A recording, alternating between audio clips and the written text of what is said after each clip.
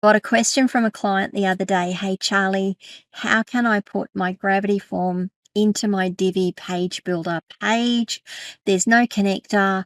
I know it can be done. How can I do it? This one's answering that question, but I think you'll get more out of it than just doing this for gravity forms. So stay watching. Welcome to Rise and Shine, your daily business tech boost with me, Charly Leetham. If you're a small business owner looking to simplify technology and get real, actionable advice from someone with 35 years of IT experience, you're in the right place. Every episode, I'll dive into tools and systems like email, CRM, marketing and tracking, and I'll break them down into bite-sized tips you can use straight away. Your time is valuable, so let's get straight to the point. It's time to work smarter, not harder. Rise and Shine. It's your business tech boost with me, Charly Leetham. It's episode number 703. It is Walkthrough Wednesday. And this one is inspired by a question I got from one of my clients the other day. They were running a site with Divi Builder. They want to use a gravity form and not the built-in form builder. The reason we use gravity forms is normally because we get much, much better spam protection on them. For us, they're easier to use for various integrations, and we get better notifications and better control over them. So that's why we like to use gravity forms. That's why they like to use gravity forms. And they came to me and they said, Divi doesn't have a gravity forms connector anymore. That's been discontinued or something. And I want to put my gravity forms on the contact page. How do I do it? So this is how you do it. This is how you can insert a gravity form into just about any page builder. As long as they've got a special block, one special block, you can pretty much put a gravity form into any part of your page using the technique I'm about to show you. And it's not just for gravity forms either. If you've got other things that use this technique, you'll be able to use it for those as well. Okay, that's a bit of a teaser. Let's go have a look how we do it, and I will see you on the other side. Okay, so we are in our WordPress dashboard. You'll notice that I have gravity forms installed already, and I already have a form configured. We will go and look at that form in just a moment. The other thing I have created is a page, and I'm using Thriver Architect. So that's a page builder. I wanted to use a page builder because I don't want to show you doing this with the block editor, because Gravity Forms works really well with the block editor. It's just when we get to page builders, not all page builders have connectors for gravity forms. Some do, not all of them. I know that Divi doesn't. I know that Thrive Architect and Thrive Themes doesn't. So these are good examples. And I know that once it works with Thrive, like what I'm going to do here with Thrive Architect, works with most page builders. So let's go and have a look at it. So click on Edit with Thrive Architect and wait for that to load. Waiting.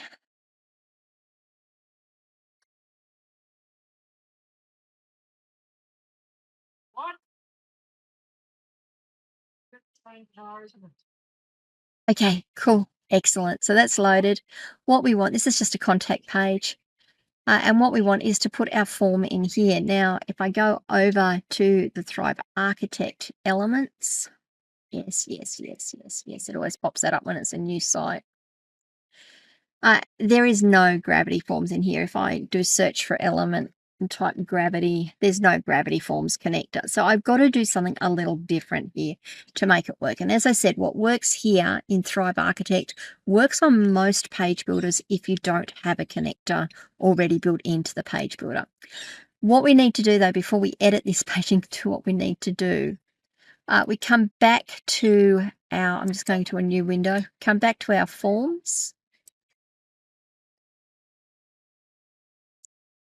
We're going to edit the form this time. We're going to go into the form.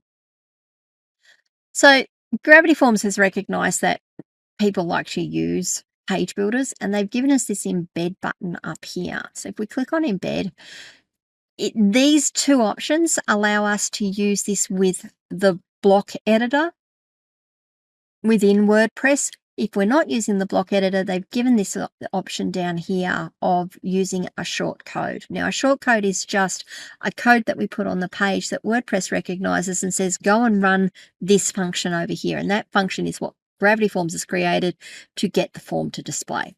That's all you need to know about it. That's all you need to know about how it works. There is this Learn More button. I'll just open that in a new tab. And if you're curious about what you can do with the shortcode, like what options you have, this is a great resource. It tells you a bit about it, tells you exactly what I'm telling you here. It says, I just want to add the form. It gives you an example shortcode here, which has got all this stuff in it. And you're thinking, what do all these fields mean? You can come down and it tells you here. The two that we tend to work with most is title and description. Now, this will display the title if you've got the title that you've given your form, and this will display the description that you've given your form. Some people use the title and the description to make things look nice on the page. I tend not to. I tend to put in my own text blocks and my own heading blocks so things look pretty and look exactly the way I want them to look.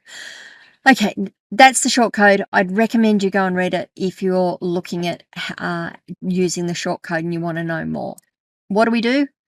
We just come back to the form, hit the embed button, come down and say copy the shortcode. Let's put that into my clipboard. We don't need to know anything more about it. Come across to my page. This is my page builder page. I've loaded up Thrive Architect here. And what we need to do is get this shortcode to display. Now, I can't use a plain text box to do it, because plain text boxes may or may not, when you're using a page builder, they may or may not execute the shortcode.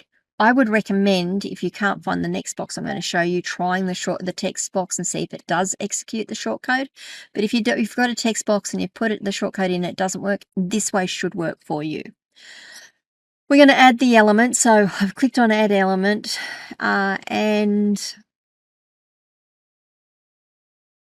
I am going to scroll down. Am I going to do that? Just do that again. Add element. And up here in search elements, I'm going to type code. Now, you'll notice I typed in code and it's given me HTML. That's because it's picked up that there's similar things. So what you're looking for is a widget or a block that is custom HTML or custom code block. Either will do it. Either should do it.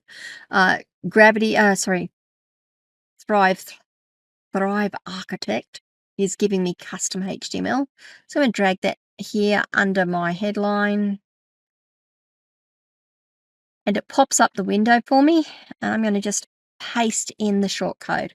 Gravity Forms ID 1, that comes from the form. We know it's right because we copied the code from the form.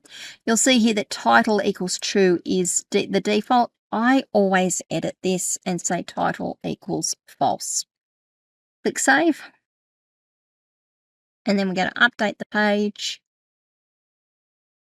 And we wait just a minute. Yes. And we click Preview.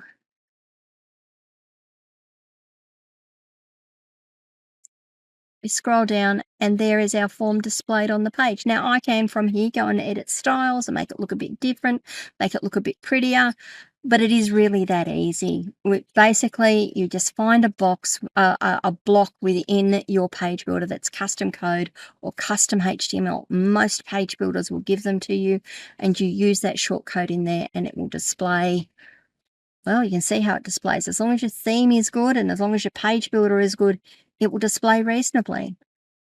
Okay, guys, so how was that? Did that make some sense to you? Does that help you out a bit?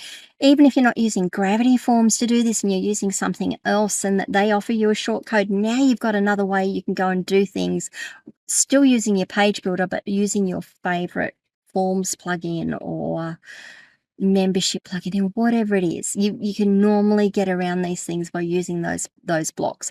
I would love to know what you're using it for, what you end up using it for, how it worked for you, any questions that came up. Hopefully I asked more questions than I answered. I know that's really weird, isn't it? But it is how we learn and grow. So I'd love to know your feedback. Please leave comments wherever you're watching or listening to this video.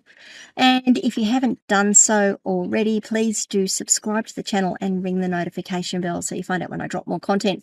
Finally, if this video was useful to you, please give us a like. It really does help get the content out there. And if you need help, I am here to help. I offer a free 30-minute breakthrough session for all new customers. So if you haven't already used one and taken one, go to my website, askcharlyleetham.com, and you can click the button on the top right-hand corner, book your time, and we can talk about whatever it is you need help with. If you've already used your breakthrough session and you still need help, I'm available to hire and I would love to help you. So come to askcharlyleetham.com and reach out and we'll work all that out. That's it for today. I will see you on Friday for a Firewall Friday episode. Bye. Hey there, thanks so much for tuning in to Rise and Shine, your daily business tech boost. I hope today's episode gave you some actionable insights that will make your business tech work smarter for you. If you found value, be sure to subscribe, leave a review, and share it with other small business owners who could use a daily boost. For more tips, tools, and resources, visit www.askcharlyleetham.com.